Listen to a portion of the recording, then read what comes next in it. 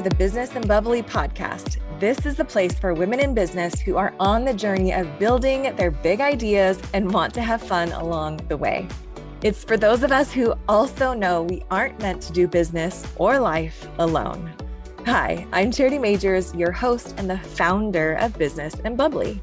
Think of this kind of like the can I pick your brain chats that you've always wanted to have with those who are doing epic things, plus business besties, hype girls, and getting into massive action towards your next big idea all in the same place. Oh, and bubbles, because if you're not having fun along the way, you're not doing it right.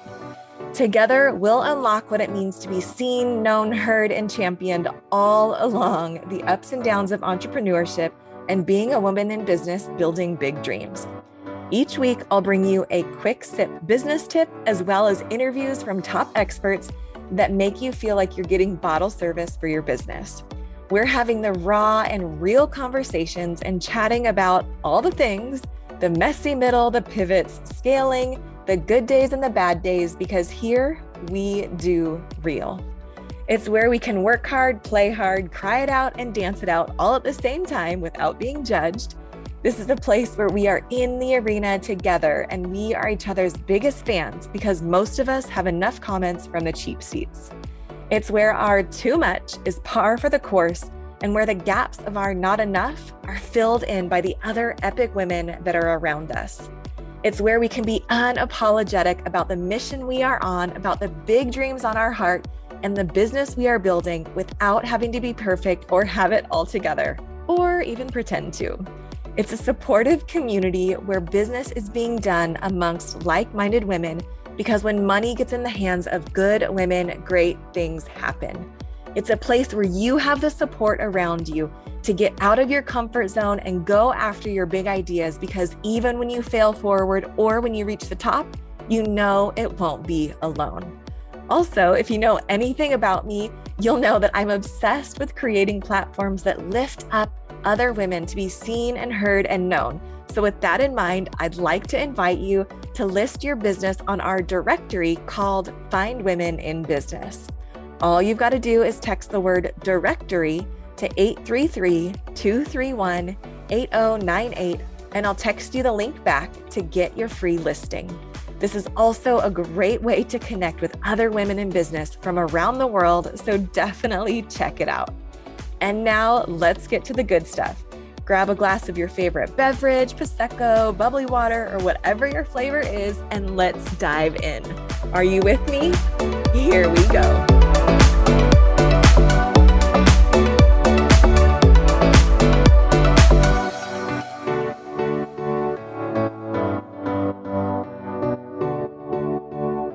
All right, you guys, well, welcome to Gen Y Unlocked. I'm really excited about our next guest. Today's guest, his name is Pete Holeman. He is the creator of an awesome fitness piece of equipment that you may or may not have heard of. I'm sure you have, and it's been definitely one of my favorite tools as a trainer. So thank you for creating the TRX, Pete. He is a physical therapist. He's a certified strength coach. He was the team captain of the U.S. Taekwondo. He's a national champion, and he is a fitness entrepreneur. And I'm super excited about this interview just because of all the great value that we're going to be bringing to the show. So Pete, thanks for jumping on, for spending your time and your expertise with us today. Absolutely. It's quite the build-up. I've got a lot to live up to now. Well, so we're going to talk a little bit about some leadership things, some team stuff, even mindset things, because obviously as a national champ, I'm sure that there's some mindset stuff that will be applicable for our listeners today. But I really want to jump into letting people know who you are. So would you mind sharing a little bit of your background and just so people can kind of get to know you? Sure. I grew up in Colorado. And I was always an avid sports person. Soccer was kind of my first love. I played soccer all through my youth and played on a competitive league and got into lacrosse and baseball and basketball and football. And obviously growing up in Colorado, I was a big skier. At one point I thought I was going to be a professional ski racer. But just my body size, I was kind of big and didn't have the knees for skiing. Had a lot of knee injuries.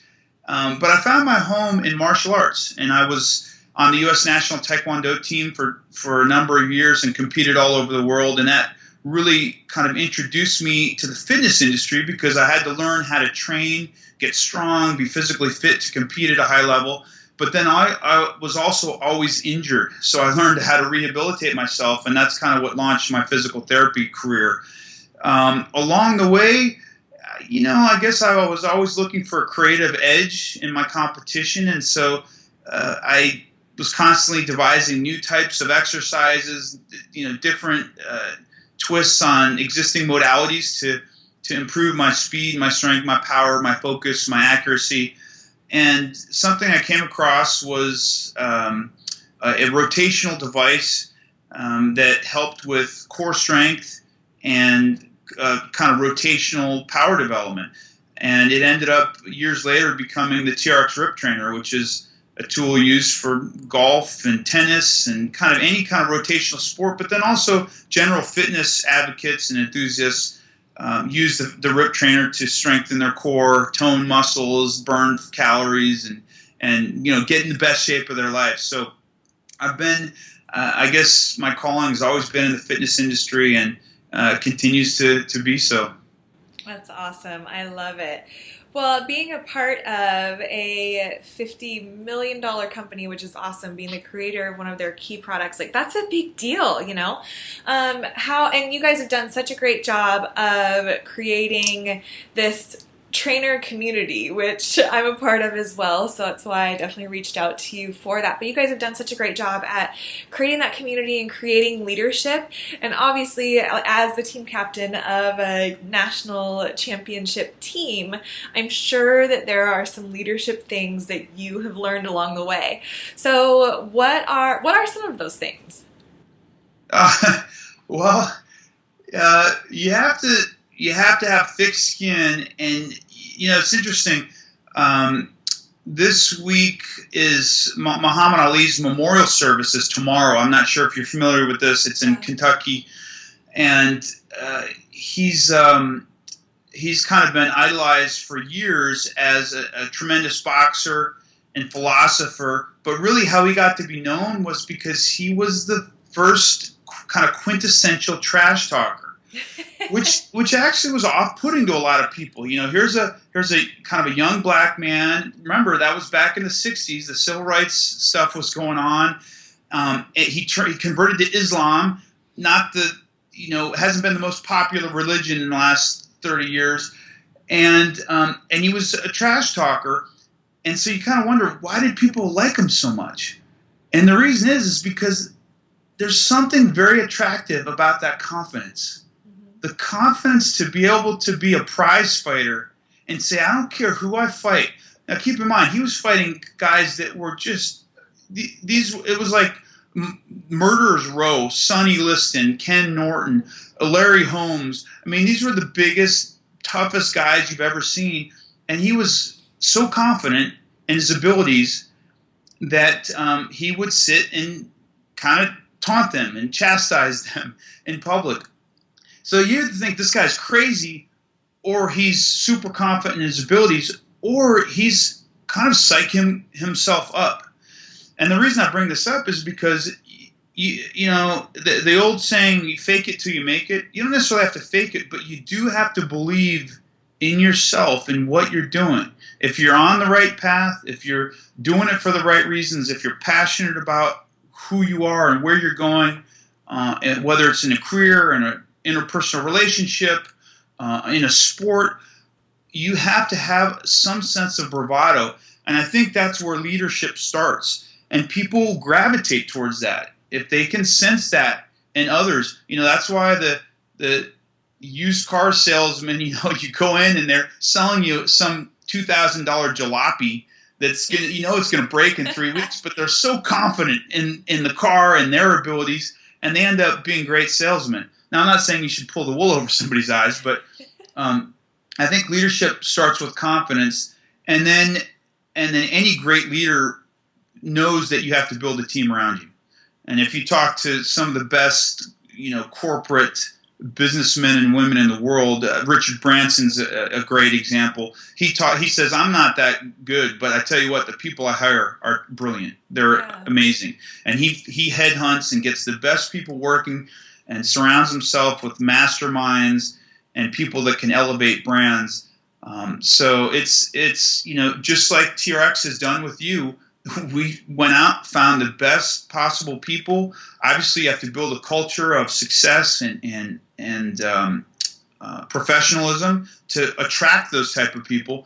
But then you surround yourself with like-minded people that are hard-charging and competent in their skills, and you start to build a team. And then it's about keeping the team going and having kind of a healthy, competitive atmosphere and environment.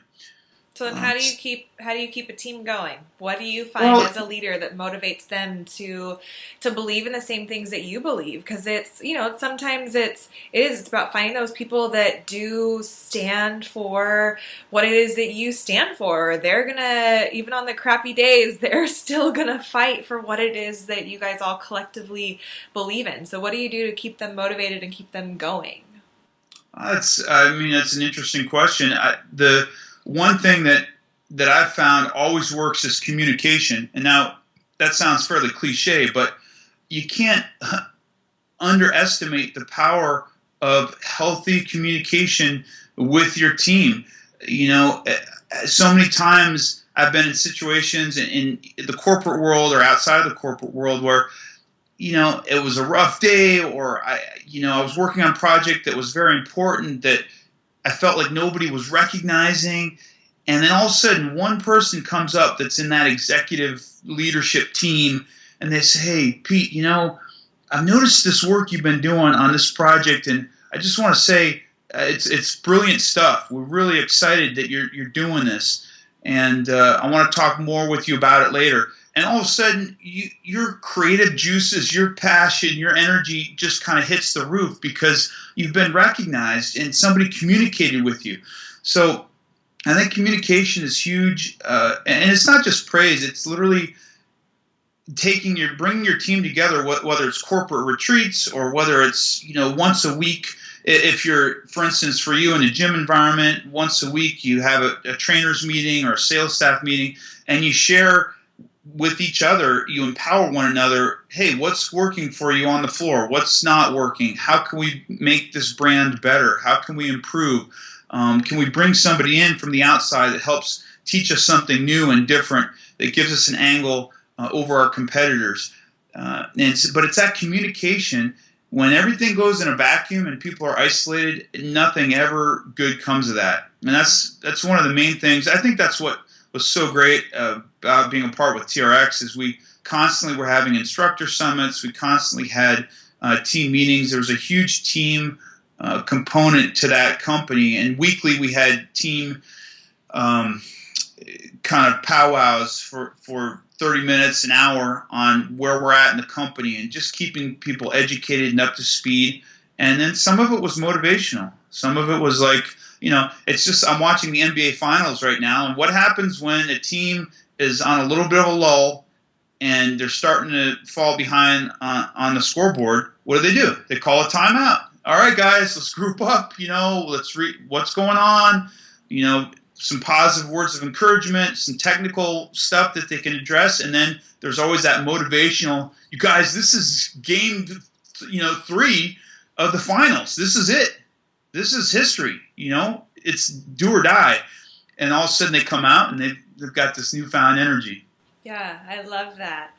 So going back to just the continuation of your story with TRX, I'm gonna kind of bring this home. But as we were chatting in our pre-chat before the recording, and as we were chatting earlier this week, I also found out some news just about you and your journey with that. So would you mind kind of sharing, because sometimes like in life, like this is life and things don't always go as planned, and right. So yeah, share where you're at a little bit and with kind of what's going on and where you're going to be going.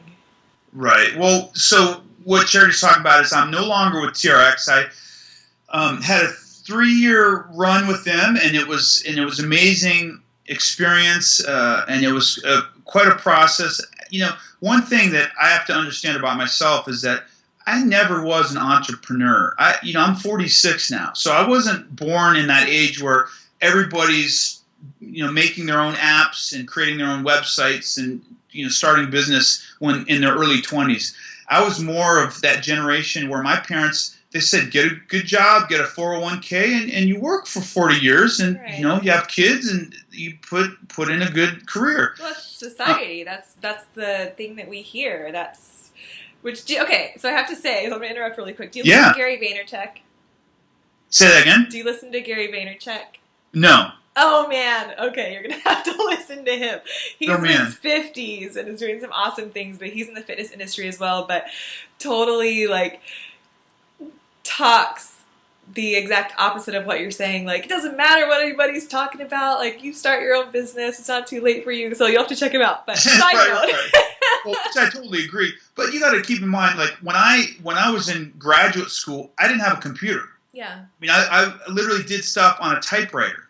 So that it's just a different philosophy, and for me it was a different mindset. But I also grew up in Colorado, kind of a Western, a little slower moving and not as fast paced. So when I got to the corporate world, my point is, when I moved to California to work with TRX, I got to the corporate world, and it was it kind of took me for a spin. I didn't understand corporate America. I didn't understand executive leadership and how things worked. And for me, I was the captain of my own ship prior to TRX, and then I got into this ship of 120 people, and it's kind of oh wait, we've got to, there's a huge diplomatic process of how things go, and there's red tape, and so long story short, as the company restructured and went through some financial hardships, they removed my full-time position as director of RIP training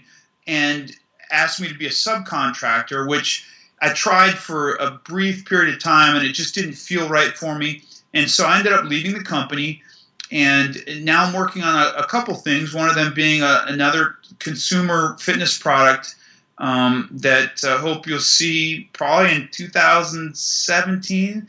That has to do with the sedentary nature of our lifestyle. So, we'll see. So I guess the point that you're making, or maybe you're not making, but the point that I'll make now is that, there's always opportunities, and when one door closes, to use another cliche, another one opens. I'm just excited to be in this industry. The fitness industry for me has been a career that I'll probably be in for the rest of my life. It's kind of like I found my calling, and it's something that's true to my heart and I'm passionate about. So it doesn't really matter what iteration of what I'm doing. And by the way, in the interim, I've been doing a lot of private clients. And before, when I was with TRX, I did big seminars with fitness instructors, and I created content and did a lot of administrative stuff. I wasn't working with any private clients. And it was great. It was a rush. I felt like I was in a kind of that leadership role, educating hundreds of people at a time. And then over time, I kind of missed that one-on-one where you really can make a viable impact on somebody's day-to-day life and their vitality and their health and their mental affect. And so in the interim, I've been seeing some private clients, and it's kind of been nice. And so I think, no matter how high your sights are set on what you want to do with your career in a specific industry, as long as you're affecting lives and changing people for the better, that's a positive career move as far as I'm concerned. And you're giving back to the community, you're giving back to the world, and what else really is there? Yeah, I love that. Just serving others and making sure that you're making an impact on their life, whether it's one-on-one or in a larger setting. And sometimes, exactly what you're saying, sometimes it is that mix of both. And sometimes in life, we're making a big impact, and other times it, with multiple people, and other times it is still a big impact, but it's just with that one person. And that's what I just love. So so going back to now, okay, this big life shift, like how do you know that you're still passionate about the fitness industry? Because this is obviously something that you are, like you said, you're going to be in for the rest of your life. But when that, like, say, dream job or whatever it is, that door closes, like, how do you maintain the motivation, the excitement, how do you make sure that the conversations in your head aren't destructive enough to just completely derail you? That's an insightful statement, because there was a period of time, to be quite honest with you, where I felt I'd lost my identity. Right. For 3 years, and actually before TRX, I had created the same product, but it was a different name. It was called the Ripcore FX, and I was involved in developing that and launching that business for a year and a half. So for the better part of 5 years, I was completely immersed in kind of this bar training device that I had created, and I really became my identity. Yeah. And so when that stopped overnight, basically, it was, you're a little lost. And what I kept telling myself is that life has phases, and we all go through phases in life. And whether it's a breakup with your sweetheart, or you lose a dog, some people are dog lovers and they lose a dog of 15 years, and that's a huge life change for them, or you lose a job. There's phases in life, and you have to embrace those phases. I'm not sure if you ever read a book called Tuesdays with Morrie. Yeah. But it's an amazing book, and it's about a man that's dying. He's terminal, and there's a young kind of beat reporter that's writing on him, and this guy comes by his house every day, and he writes about this guy's stories and his journey in life. And the old man, or the young reporter, is always impressed. He's like, "How do you stay so positive here? You're dying. How can you be so jovial and upbeat?" And he says, "Oh no, Mitch, I every morning I cry." He's like, "You do?" He says, "Yeah, I wake up, once I kind of get settled and things, calm down, I realize my mortality, my morbidity, and then for 10 minutes I cry. But then once I'm done crying, I look outside and I see birds flying around, and I realize I'm still here and I've still got things to experience and share with others." And I passed through that period. And it was a real revelation for this young reporter to hear that this guy who's terminal, that he thought was always upbeat, does have moments of weakness and vulnerability. And guess what? That makes you human. That makes you real. Yeah. So there was definitely a period in my life when I was after TRX where I felt down, I felt a little discouraged, I was downtrodden, but I knew it was a phase, and I knew that I would get through it, and I knew that because of my interest for the industry and my interest in continuing trying to develop myself and explore life, that something else would come along. And I just kept that window of opportunity open. I kept that door open for myself. But I also allowed myself to be a little down. And I would talk to my friends, my family, my wife, even my daughter, and say, I'm a little down today. I miss my TRX family. I miss going on the road and promoting what I love to do. I miss speaking in front of large groups of people.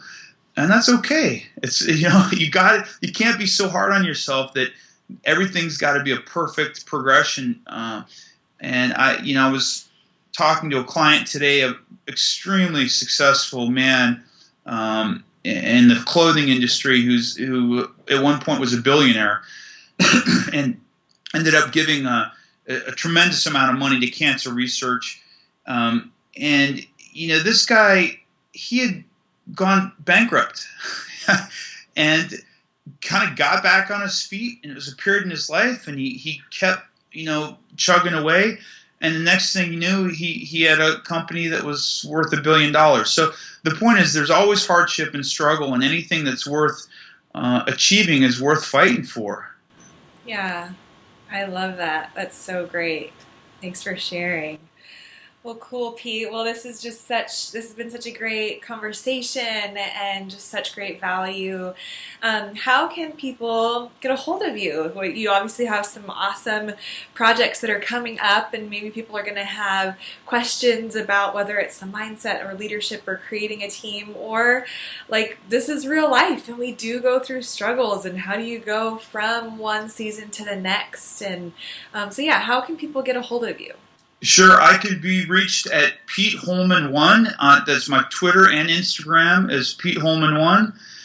And I've got my Facebook account is antiquated. It's Pete Holeman at TRX, but I've kind of reached my limit on my friends, so I've got to start a public site. But I'll keep you up to speed on Instagram and Twitter on any moves through Facebook and on any new projects. So I hope I can connect with your viewing audience, and I really appreciate what you're doing. I think it's great to help encourage and inspire others, and we all kind of, to the extent that we help others, they're going to help us, and we all can kind of keep things moving in a positive direction together. So it's wonderful what you're doing. Thanks so much. We're looking forward to supporting you and all of your new ventures that you have going on as well. And thanks again for being on the show. Absolutely, Charity. Thank you so much for listening to the show. I hope it brought some value and some fun into your business and life. Remember to rate, review, and subscribe to the podcast, and even share the episode with a fellow business bestie who you know will love it. It helps us continue to attract top-level guests and reach more and more women who are on their journey in business just like you. Remember that when money gets in the hands of good women, great things happen. Cheers to your success.